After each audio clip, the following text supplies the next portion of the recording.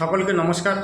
পেয়ারা খেতে সুস্বাদু, রসালো, শিশু থেকে বৃদ্ধ সকলের পক্ষেই উপযুক্ত এবং উপকারী।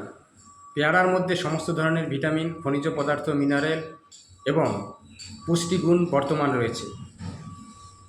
4টি কমলালেবু এবং 4টি আপেলের সমান একটি পেয়ারা। তাই পুষ্টিবিদ বিশেষজ্ঞরা পেয়ারাকে সুপার ফ্রুট বলে থাকেন বা বলা হয়।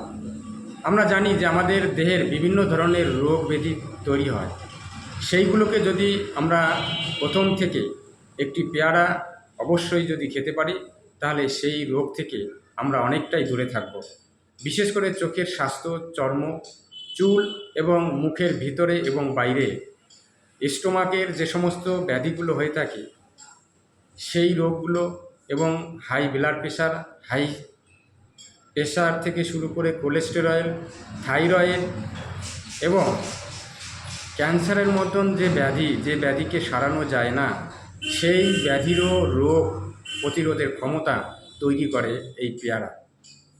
এছাড়া আমাদের মা ও বোনেদের যে বিশেষ বিশেষ গোপনীয় রোগ হয়ে থাকে, যার মধ্যে পিরিয়ডের সমস্যা, এই সমস্যা থেকেও আমরা সমাধান পেতে পারি।